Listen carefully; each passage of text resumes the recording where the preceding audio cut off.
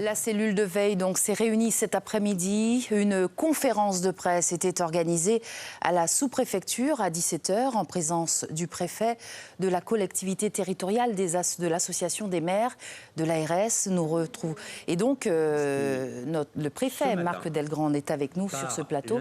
Bonsoir. Bonsoir. Alors, vous revenez de Saint-Laurent-du-Maroni. Quelle est la situation? Est-ce que les Guyanais doivent s'inquiéter? Alors, les Guyanais, le message principal que je veux faire passer ce soir, c'est que la vie continue en prenant des précautions. Alors, quelles sont ces précautions? Ces précautions, je suis allé avec la directrice générale de l'ARS, le recteur et le commandant de la gendarmerie de Guyane les présenter et les discuter avec les responsables locaux de Saint-Laurent-du-Maroni, avec la maire de la commune, le député de la circonscription, la représentante du président de la collectivité territoriale de Guyane. Et les mesures sont assez simples. Nous avons 5 patients qui sont placés sous surveillance médicale. Pour l'instant, je tiens à préciser que leur état ne nous inquiète pas outre mesure à ce stade. Il n'y a pas de difficulté particulière. Nous sommes plutôt sur une forme bénigne du coronavirus. Nous avons des enseignants, 3 enseignants, un personnel de santé du CHOG et puis une autre personne. Nous resterons discrets sur leur identité. Quelles sont les mesures? Alors justement, parce que ces personnes ont été en contact, une investigation est lancée. Comment ça se passe, une investigation pour savoir quelles sont ces personnes? Alors, juste les mesures, parce qu'il me semble que c'est important. Nous allons fermer les classes, une dizaine de classes à peu près à Saint-Laurent-du-Maroni. Le rectorat est en train de prévenir les parents. Donc, pour une dizaine de classes, les classes dans lesquelles les enseignants ont enseigné lundi et mardi, puisque les cas se sont déclarés hier en fin de soirée, le temps qu'on investigue et qu'on réussisse les tests. Je veux insister sur le fait que nous avons une capacité en Guyane, à l'Institut Pasteur, de tests local, ce qui est quand même un gros atout pour gérer cette situation. Donc, on ferme une dizaine de classes. Il faut, je suis désolé de le dire, ça nous change un peu nos habitudes. Il faut que nous lavions les mains plus souvent. Alors, soit avec du savon pendant 30 secondes, soit avec du gel hydroalcoolique. Et puis, il faut qu'on évite les contacts longs et prolongés, puisque pour être contaminé et contaminant, eh bien, il faut rester à moins d'1 mètre pendant une quinzaine de minutes. Alors, revenons aux investigations. En quoi consistent ces investigations? Vous comprenez, par exemple, que des parents qui ont des enfants, qui ont cette enseignante ou ces enseignants qui sont atteints du coronavirus sont peut-être inquiets. Comment les investigations se déroulent? Alors, c'est une cellule spécifique qui est arrivée à Saint-Laurent-du-Maroni en début d'après-midi, qui est armée par l'Agence régionale de santé, qui va poser toutes les questions nécessaires aux 5 patients qu'ils ont vus. Certains sont revenus. Il faut dire que nous sommes sur 5 patients, 5 cas importés de l'Hexagone. Ils étaient tous à Mulhouse. Voilà, on a appris hier, en début d'après-midi, qu'il y avait un foyer épidémique à Mulhouse. Ils ne sont pas rentrés ensemble.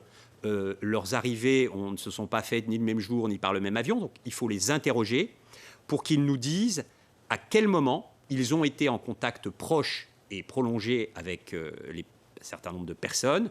Et à ce moment-là, nous testerons ces personnes. Et puis, de cercle en cercle, on a pour objectif de freiner la contamination, la vitesse de contamination du virus. Pour l'instant, j'insiste sur le fait que nous n'avons pas de personnes contaminées qui ont été contaminés en Guyane. Et ça, c'est important de le souligner. De même que, à ma connaissance, nous n'avons pas de personnes contaminées en Amérique du Sud, qui ont été contaminées depuis l'Amérique du Sud. Il y a quelques cas au Brésil, quelques cas en Équateur et désormais 5 cas à Saint-Laurent-du-Maroni, 5 cas en Guyane, mais qui sont tous importés.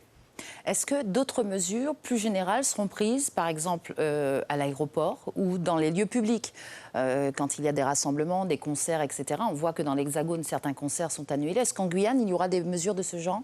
Alors, nous examinons la situation tous les matins à 7h30. On réunit tous les services compétents, le représentant de la CTG, le représentant de l'Association des maires, vous l'avez précisé dans votre reportage, sur cette évaluation de sécurité, l'ADG de l'ARS, le rectorat, plus les sapeurs-pompiers, police, gendarmerie.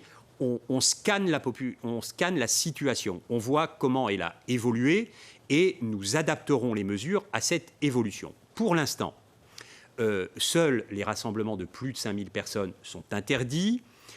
À l'aéroport, les mesures de précaution ont été prises, des masques ont été prépositionnés, les services sont au courant des conduites à tenir, mais il n'y a pas de recette miracle pour tester des gens qui reviennent, puisqu'on peut être porteur du virus sans le savoir et sans qu'on puisse le détecter. Donc, sans avoir forcément de fièvre. Et on peut être en période de pré-incubation sans que la température soit vraiment... si on prend la température, on ne le voit pas forcément.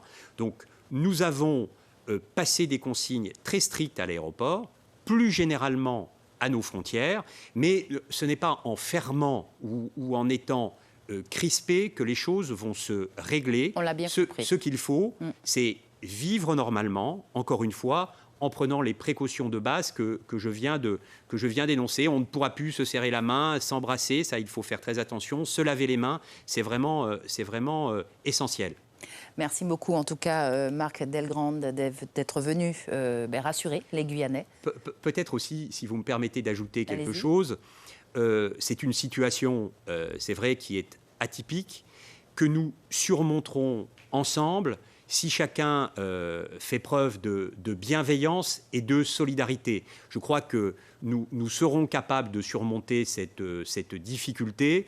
Vraiment, je pense qu'on doit être à la fois disciplinés et bienveillants les uns aux autres. Merci. Suivez l'info sur Guyana Première, télé, radio et Internet.